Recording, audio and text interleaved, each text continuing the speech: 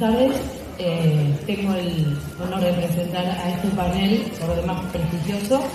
El doctor Francisco Berbic es profesor adjunto de Derecho Procesal 2, Cátedra 3, Facultad de Ciencias Jurídicas y Sociales de la Universidad de La Plata. Es secretario académico y profesor de la Maestría de Derecho Procesal, Facultad de Ciencias Jurídicas y Sociales de La Plata. Es relator delegado de la Asesoría General del Gobierno de la Provincia de Buenos Aires y abogado litigante. El doctor Berbic nos va a hablar de los instrumentos de ejecución de sentencias en litigios de reforma estructural. Lo escuchamos. Buenas tardes. Ante todo quiero agradecer a la Procuración por la invitación para estar hoy acá, muy especialmente a María José Rodríguez, y también a ustedes por la paciencia. Venimos de maratón desde temprano. El tema que me fue asignado para trabajar tiene que ver con una problemática relativamente novedosa en nuestro país, una problemática que está exigiendo replantear muchas cuestiones, no solo desde el derecho procesal, que es el enfoque que voy a tomar para trabajar con esto, sino especialmente en su intersección con el derecho administrativo, y lo que hace ya desde una perspectiva incluso un poco más macro, en la vinculación entre el Poder Judicial y el resto de los poderes del Estado cuando se trata de tutelar en sede judicial derechos fundamentales cuya violación deriva en conflictos colectivos que desde hace ya, como todos sabemos, casi 25 años tienen estatus constitucional entre nosotros y tienen también garantías procesales colectivas para ser defendidos ante los tribunales. El temario que preparé, que va a ser un temario muy general, me interesa instalar el tema por lo menos y después si hay espacio para las preguntas desde ya que quedamos abiertos para responderlas. Pero como primera medida quiero poner el tema en contexto y explicar un poco cuáles son las características de los litigios de reforma estructural y el tipo de sentencias y el tipo de órdenes que se derivan del procesamiento de conflictos colectivos en este tipo de procesos, que como vamos a ver es una otra característica. Partiendo desde ahí me interesa plantear qué tipo de dificultades se están encontrando los tribunales en la República Argentina y también en otros países de la región, que es un fenómeno que compartimos con Brasil, que compartimos con Colombia, que compartimos con otros países, en punto a las dificultades tanto políticas como netamente procedimentales que hay para poder avanzar en la ejecución de estas mandas tan complejas. Y ya en una tercera parte contarles cuáles han sido las herramientas que nuestra Corte Federal creó frente a la necesidad de enfrentar la problemática que supone, como les digo, generar otro tipo de vinculación con el Poder Administrador, sobre todo, y también con el Poder Legislativo, para resolver situaciones estructurales que, en tanto estructurales, son situaciones muy complejas y para las cuales los instrumentos tradicionales que conocemos de ejecución de sentencia se muestran completamente inadecuados e insuficientes. Finalmente voy a hacer algunas palabras a modo de cierre y también de perspectiva. Empecemos por el principio entonces. ¿Qué son los litigios de reforma estructural y qué son las sentencias de reforma estructural? Los litigios de reforma estructural no son otra cosa que una especie de proceso colectivo. La tutela colectiva que tenemos en Argentina, reconocida constitucionalmente, permite que ciertos actores sociales y políticos, el afectado, asociaciones intermedias, el defensor del pueblo, el Ministerio Público, el propio Estado, promueva demandas en defensa de grupos de personas a través de un mecanismo de enjuiciamiento que ha puesto un poco patas para arriba dos garantías centrales de nuestro sistema democrático, como son el debido proceso y la garantía y la autonomía individual. ¿Por qué? Porque esos legitimados colectivos se autonominan representantes de los grupos, promueven las acciones sin pedir permiso, sin consentimiento expreso, no hay un acto de apoderamiento, un contrato de mandato, como en general sucede en el proceso tradicional, sino que hay una autodesignación para defensa de grupos. Esto tiene muchas explicaciones y muchas justificaciones, tanto desde el punto de vista jurídico como desde el punto de vista de política pública, de justicia, en un contexto que, como todos sabemos, de una sociedad que vive con conflictos de masa permanentemente. Estos procesos colectivos son el género, los procesos de reforma estructural, los procesos estructurales son la especie, y la especie se caracteriza por el tipo de demanda que resulta de una discusión en un proceso colectivo donde en general además se discuten políticas públicas. La nota diferencial central con los procesos colectivos tradicionales es el tipo de sentencia y el tipo de demanda compleja que lo que va a suponer no es una resolución del conflicto con la mera declaración de derechos, como por ejemplo sucedió con el caso Alavi, que es un precedente paradigmático para nosotros en materia de tutela colectiva, que está por cumplir 10 años, donde el conflicto en teoría se resolvió con una mera declaración de inconstitucionalidad. Ahí no había necesidad de avanzar en ningún tipo de implementación de ningún tipo de sentencia de condena. En cambio, en estos procesos estructurales lo que ocurre es que hay una sentencia de condena que deriva, por supuesto, en obligaciones fundamentalmente de hacer por parte de la administración pública, Y eso hace que estas sentencias supongan un proceso de implementación posterior. Los ejemplos paradigmáticos que tenemos en Argentina de estos son los casos Berbich y Mendoza. Creo que a partir de los ejemplos puede explicar mucho mejor esto que estoy intentando sintetizar muy rápidamente. La causa Berbich, que fue el primer litigio estructural de nuestro país, la primera sentencia de reforma estructural de nuestra Corte Federal, allá por el año 2005, donde la Corte le ordenó a la provincia de Buenos Aires ni más ni menos que reformule todo su sistema penitenciario, que reformule su sistema legal en materia de prisión preventiva y que además se ocupe especialmente de los niños, niñas y adolescentes que estaban privados de su libertad y enfermos que estaban privados de su libertad en comisarías que, como sabemos, no están previstas para esto. Imaginen ustedes la complejidad que eso supone para llevarla adelante, no tiene absolutamente nada que ver con el tipo de sentencias tradicionales a las que estamos acostumbrados en derecho administrativo, una pretensión anulatoria de un acto administrativo, una pretensión de reconocimiento de derechos individuales. Acá el problema recién empezaba con la sentencia. Lo mismo pasa con la causa Mendoza, el otro ejemplo paradigmático de sentencia estructural en nuestro país, que como vamos a ver derivó en la creación de muy interesantes instrumentos de ejecución que hasta ahora han tenido magros resultados. Voy a intentar también decir algo de esto para ir un poco más allá del papel, pero lo cierto es que en la causa Mendoza lo que hicieron un grupo de vecinos que vivían en una cuenca hídrica de 2.240 metros cuadrados, una zona que afecta a 5 millones de personas y donde hay radicadas más de 17.000 industrias, fue pedir ni más ni menos que solucionen un problema de contaminación ambiental que, como todos sabemos, tiene por lo menos 130 años de antigüedad. Todos nos acordaremos de Saladritas de Barracas, el fallo de hace 130 años, donde la Corte ya estaba cuidando y controlando la constitucionalidad del Poder de Policía de la Provincia de Buenos Aires para controlar los vuelcos en el Río de la Plata. Entonces, el problema para solucionar Mendoza no es declarar el estado de cosas inconstitucional. Creo que tenemos todos claro que hay que limpiar la zona, que hay un problema de contaminación muy serio y que hay mucha gente que tiene en riesgo su vida y su salud.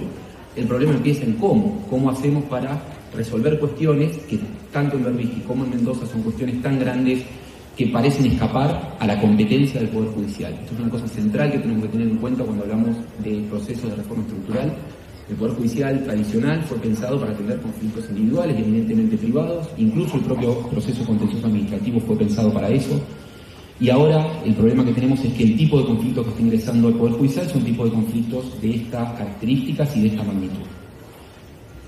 Como les decía, creo que tanto Berbich como Mendoza, los problemas recién empezaron cuando tuvimos que preguntarnos cómo hacer para cumplir sentencias con las cuales estábamos todos de acuerdo. Todos estábamos de acuerdo que las personas privadas de su libertad no podían vivir en las condiciones absolutamente indignas en que viven. Todos estamos de acuerdo en solucionar este problema ambiental y de salud y de derechos humanos que hay en la zona más industrializada del país. Insisto, el problema era cómo hacemos para solucionar esto. Y acá creo que podemos identificar dos tipos de dificultades muy claras que han tenido los jueces e incluso la propia Corte Suprema de Justicia de la Nación para lograr efectividad en estas decisiones. Por un lado, una dificultad o dificultades de neto corte político y por otro lado, dificultades de corte procedimental. Las dificultades políticas están vinculadas con una cuestión de teoría general del derecho que tiene que ver con cuál es el rol que ocupa el Poder Judicial en un sistema republicano y democrático como el nuestro y cuál es la legitimidad política y social que tienen esos jueces que nosotros no elegimos para resolver cuestiones colectivas que tradicionalmente se discutieron y se resolvieron en las arenas con representación política directa o mayoritaria, Poder Ejecutivo y Poder Legislativo. Las dificultades procedimentales tienen que ver con la sorprendente a esta altura ausencia de reglas procesales, procedimentales específicas para atender la ejecución de sentencias que no tienen, insisto, absolutamente nada que ver con las tradicionales sentencias dictadas por el Poder Judicial, para las cuales fueron pensados los instrumentos de ejecución que tenemos en nuestros códigos procesales locales y en el Código Procesal Civil y Comercial de la Nación. Estas dos dificultades además se encuentran estrechamente relacionadas, porque a mayor ausencia de reglas, ¿qué pasa con los jueces? Ejercen más discreción. Y cuanto más discreción ejercen los jueces, se parecen cada vez más a un administrador y cada vez menos a un juez. Entonces, vamos a ver, esto es otra cosa que me interesaba destacar, la vinculación directa que hay entre los dos tipos de características. Muy rápidamente, ¿cuál es el corazón de esta dificultad política? Es la insuficiencia, como les adelantaba, de la mera declaración de un estado de cosas inconstitucional, de la mera declaración de una orden de anulación, de un acto administrativo, de un determinado estado de cosas, porque el tipo de conflicto, las características del conflicto no admiten esa sola declaración como modalidad de solución. Entonces, la complejidad de la demanda que supone este tipo de sentencias para remediar el tipo de conflictos con el cual se trabaja en el proceso estructural exigen del Poder Judicial un diálogo con la administración.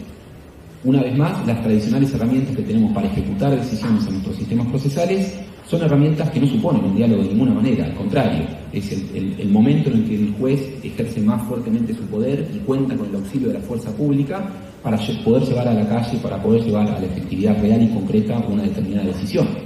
Ahora, esto es realmente imposible de hacer cuando la decisión tiene la magnitud de la que puse como ejemplo el caso Berbisky y el caso Mendoza. Tanto Berbisky como Mendoza son ejemplos de casos fáciles. Otra vez, no creo que nadie podría estar en desacuerdo con que hay estado de cosas inconstitucional en la situación en la que viven las personas privadas de su libertad y en la situación de contaminación que hay en la cuenca hídrica Matanza-Riachuelo. El problema es cómo hacemos para ejecutar esto. Y acá el problema es que nuestros jueces, en nuestro sistema republicano constitucional, en nuestro sistema político, no fueron pensados para trabajar con causas colectivas, fueron pensados para trabajar con causas individuales. Entonces, esa ausencia de legitimación democrática de origen que tienen los jueces, sobre lo cual se ha escrito muchísimo, creo que no vale la pena explayarme en esto, sobre todo intentando justificar el poder de controlar la constitucionalidad de leyes del Congreso y de actos administrativos, incluso de la Administración. Todas esas grandes bibliotecas que se han escrito del derecho constitucional, fundamentalmente, acá tienen que leerse en clave colectiva, porque una cosa era justificar el poder del juez para decir que una ley era inaplicable para una persona, y otra cosa bien diferente es justificar la legitimidad política de un juez para decirle a un Estado invierta 5.000 millones de dólares, como más o menos se habla que se han invertido en estos 10 años de ejecución de la sentencia, en limpiar el Riachuelo, porque ese dinero, como todos sabemos, es dinero que en la disputa presupuestaria no va a otro lado. Entonces, si no tenemos esas herramientas de legitimidad democrática de origen, esas herramientas deberían construirse a través de procedimientos. El problema que hay acá es que los procesos colectivos y los procesos estructurales colectivos específicamente juegan un rol de control directo de la autoridad estatal. Entonces, cada vez que hay que avanzar en la ejecución de alguna de estas sentencias, empieza a haber mucho ruido y muchos conflictos de tipo netamente político. Porque el Poder Judicial es otro de los poderes del Estado que está ejerciendo un rol político cada vez más claro, especialmente desde hace 10 años cuando empezó a trabajar muy fuerte en casos colectivos, y eso, como les digo, nos exige hacernos algunas preguntas y empezar a replantearnos incluso algunas doctrinas que tenemos muy internalizadas y muy normalizadas desde el punto de vista de que los jueces están como en un lugar aparte y no participan de la discusión política. Eso no va a suceder si queremos realmente que estas sentencias tengan otro tipo de efectividad en el terreno. Junto a esta dificultad política está la dificultad, como les decía, netamente procedimental. Acá la premisa es mucho más específica y tiene que ver con que a casi 29 años de la reforma constitucional, que reconoció legitimaciones colectivas y que reconoció derechos subjetivos de índole colectiva y que reconoció convenciones internacionales sobre derechos humanos que también regulan derechos subjetivos colectivos, carecemos de una regulación adecuada para trabajar en la materia. Digo, regulación procesal. Seguimos trabajando con herramientas pensadas para resolver conflictos de una sociedad que no existe más. Entonces, si nosotros nos tomamos en serio el valor de efectividad, que es un valor central del derecho procesal moderno, parece muy claro que necesitamos reglas especiales para trabajar con estos temas, tanto para procesarlos como para ejecutarlos. Y acá, como les decía, el problema principal de los procesos estructurales no está en la decisión y en la discusión, en el proceso de conocimiento. La discusión constitucional es fácil. El problema es cómo hacemos para llevar eso al campo, cómo hacemos para lograr efectividad de esas decisiones. Y acá necesitamos otro tipo de herramientas. ¿Qué es lo que hizo la Corte cuando tuvo que resolver Mendoza? La Corte, una primera herramienta que inventó fue la delegación de la ejecución. Mendoza es un caso que fue planteado en competencia originaria de la Corte, con lo cual la Corte actuaba con jurisdicción plena y debería haber sido ella quien llevara adelante la ejecución de la sentencia, pero la Corte decidió delegar esta ejecución en un magistrado de primera instancia. Esta delegación fue justificada por la propia Corte en la decisión, haciendo referencia a las dificultades procedimentales que se iban a dar, una vez más fruto de ¿qué? De la complejidad de lo que había que hacer para implementar ese plan integral de saneamiento ambiental, que no es otra cosa que un programa de política pública ambiental y de salud que la Corte impuso desde el Tribunal a la Ciudad de Buenos Aires, al Poder, a la Provincia de Buenos Aires y al Estado Nacional. Otra cosa bien interesante que planteó la Corte para justificar esta herramienta fue la necesidad de racionalizar su agenda. La Corte viene trabajando en esto desde hace años, intentando, por lo menos discursivamente, trabajar con menos casos, pero que sean casos más importantes, intentando seguir una línea mucho más parecida a las Cortes anglosajonas, a la Corte estadounidense, a la Corte inglesa. Y finalmente también uno de los argumentos que utilizó la Corte fue la necesidad de que haya mayor inmediación entre los afectados que viven en esa zona y el juez que iba a tener que resolver todas estas cuestiones. Les recuerdo que estamos hablando de alrededor de 5 millones de personas que están afectadas directa o indirectamente por la zona de influencia geográfica de la cuenca hídrica. Esto, la Corte no utilizó fuentes de derecho extranjero, pero claramente el modelo está tomado del sistema estadounidense, los oficiales de la Corte de la Regla Federal de Procedimiento Civil número 53. Y también quería comentar que hay un proyecto muy interesante tramitando en la Cámara de Diputados de Brasil que prevé justamente construir un proceso colectivo especial para control judicial de políticas públicas y también prevé específicamente esta posibilidad de que los jueces puedan delegar en expertos o en otros jueces inferiores tareas vinculadas con la ejecución de este tipo de sentencias. Los resultados de esta delegación no fueron buenos, fueron muy satisfactorios, yo creo que fundamentalmente porque la Corte no controló a ese juez al cual le había delegado la responsabilidad de la ejecución. Uno puede delegar trabajo, pero no puede delegar responsabilidad. El juez en su momento fue apartado por serias sospechas de corrupción y a poco más de 10 años de esa sentencia de fondo, cualquiera que está estudiando este tema sabe que los resultados de la sentencia han sido muy magros y en gran medida esto tiene que ver con los problemas que tuvo el propio juez de la ejecución, que ahora son 2 jueces de ejecución, son 2 jueces penales insólitamente, 2 jueces penales que tienen la ejecución de Mendoza, y que carecen, por supuesto, de la expertise que se necesita para trabajar en esta relación dialógica con el poder administrador. Otra cosa que hizo la Corte fue establecer la necesidad de control. Si ustedes notaron, yo hablo de implementación de la sentencia colectiva estructural, no de ejecución, porque la idea de ejecución supone algo un poco más automático e inmediato, mientras que la idea de implementación implica una permanencia en el tiempo de estos procesos. Una vez más, el proceso complejo empieza recién cuando tenemos que ver cómo hacemos para ejecutar. La Corte, consciente de esto, estableció, por un lado, un control presupuestario en manos de la Auditoría General de la Nación, para que los estados efectivamente, cada fin de año en su disputa presupuestaria, asignaran fondos y asignaran recursos para poder llevar adelante las acciones que supone cumplir con el Plan Integral de Saneamiento Ambiental. Y otra cosa también muy interesante que inventó la Corte en este caso, como modalidad de cumplimiento de monitoreo de esa decisión, fue un control ciudadano en cabeza de las organizaciones no gubernamentales que habían intervenido como terceras en la causa y coordinado por el Defensor del Pueblo de la Nación. Tampoco de esto los resultados fueron satisfactorios, fundamentalmente en lo que hace al control ciudadano, no tanto en lo que hace al control presupuestario, que es algo mucho más sencillo de hacer, es un control de expedientes, es un control de oficina. El control ciudadano no tuvo el resultado que se esperaba, fundamentalmente por distintas cuestiones. La Corte impuso esta carga a organizaciones que carecen de los recursos necesarios en general para enfrentar tamaña tarea, y por otro lado, como todos sabemos, vamos a cumplir 10 años sin Defensor del Pueblo, con lo cual el comité está descabezado y eso en cualquier tipo de organización todos sabemos lo que significa. Y una última herramienta, que es la cuarta que usó la Corte en Mendoza, tiene que ver con la aplicación de Astreintes. Esto no es una herramienta nueva, todos conocemos a los Astreintes del derecho francés, del Código de Vélez, pero la diferencia es que la Corte en este caso los aplicó directamente en la sentencia de fondo. No esperó que hubiera un incumplimiento, sino que directamente los Astreintes fueron planteados a modo eventual en caso de incumplir, en cabeza personal del funcionario, el presidente de la autoridad de Cuenca, Matanzas, Riachuelo, que era el secretario de Medio Ambiente por entonces, o el ministro.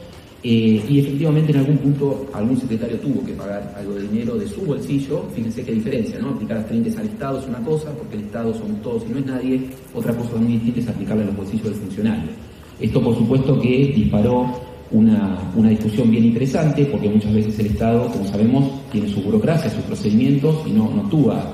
Muchas veces las cosas no se resuelven no por intención del funcionario, por falta de intención, sino porque se necesita tiempo para hacer una licitación pública, para traer una grúa, para sacar buques del fondo del Río de la Plata, por ejemplo. No lo podemos resolver en 20 días.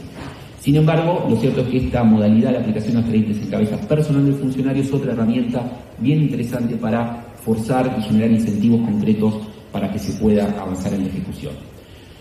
Y una última herramienta, y con esto voy terminando, en materia de ejecución de litigios estructurales, es la que estableció la Corte cuando resolvió el fallo Berbisky. A diferencia de Mendoza, y esto es relevante, Berbisky no era un caso de competencia originaria, era un caso de competencia apelada, con lo cual la Corte, una vez que dictó la sentencia, se desprendió de sus competencias. Y lo que hizo fue ordenar a las partes que para cumplir una demanda tan compleja como les había adelantado, adecuar la legislación penal, ni más ni menos en materia de prisión preventiva y de excarcelación, y además la legislación en ejecución penal y penitenciaria, para que comulguen con los estándares internacionales. Otra vez, ¿qué se necesitaba? Diálogo. Se necesitaba trabajar en grupo, en conjunto, con los distintos actores que estaban involucrados. La Corte muy inteligentemente lo que hizo fue ordenar la celebración de mesas de diálogo. Sentó al ministro de Justicia, sentó a las organizaciones de la sociedad civil que se habían presentado como medidas del tribunal y como terceros en la causa, y también a otros sectores de la sociedad. ¿El problema cuál fue? que solamente exigió que lo informen cada 60 días, pero no estableció ningún tipo de sanción. Entonces, las reuniones empezaron con mucho ímpetu, se fueron perdiendo a lo largo del tiempo, y hoy vamos a encontrar una sentencia del Suprema Corte de la provincia que insólitamente dice que la causa Ruiz está terminada, está ejecutada, cuando todos sabemos que la situación de las personas privadas de su libertad en la provincia de Buenos Aires tal vez sea peor que nunca. Para terminar entonces, me parece que es claro que los litigios de reforma estructural y el involucramiento del Poder Judicial en el control judicial de políticas públicas son una realidad del escenario jurídico argentino, una realidad de la que tenemos que hacernos cargo si queremos que las decisiones que se tomen en ese tipo de asuntos tengan legitimidad social, tengan legitimidad política viniendo de un órgano contramayoritario y además como consecuencia puedan lograr efectividad en su implementación, que es lo que más nos interesa, porque no nos olvidemos que siempre atrás de esto estamos hablando de derechos fundamentales en juego. Otra cuestión que me interesa destacar con respecto a esto es que la Corte puede hacer lo que hizo el Berbisky en Mendoza porque es la Corte. Lo que quiero decir es que no podemos pedir actitudes heroicas a los jueces de primera instancia. Necesitamos herramientas procesales para trabajar con esto porque necesitamos que los jueces tengan respaldo normativo para trabajar con esto. Una vez más, cuanto más discreción ejerce un juez, más se parece a un administrador y menos a un juez. Cuando esta discreción es ejercida en un caso individual, no nos hacíamos estas preguntas. Pero cuando un juez discrecionalmente dice, como dijo la Corte, hagan este plan integral de saneamiento ambiental, y obliga a invertir numerosos recursos públicos para eso, bueno, necesitamos hacerlo de otra manera. Y en esto creo que es urgente la necesidad de establecer reglas que permitan, como les decía, optimizar el diálogo, esa relación dialógica del Poder Judicial con el resto de los poderes del Estado, y creo que este tipo de reglas son las que podrían acudir a disminuir los dos tipos de dificultades que les decía. Obviamente la dificultad procedimental, porque ya tendríamos herramientas, pero además la vinculación con la dificultad política. Si los jueces no tienen legitimidad de origen para resolver estos asuntos colectivos, hay que construirla con procedimientos. Tener buenos procedimientos, tener un proceso transparente, con contradictorio ampliado, con intervención de expertos, con información suficiente y adecuada, puede hacer, creo, que tengamos soluciones más eficientes en este campo. Muchas gracias.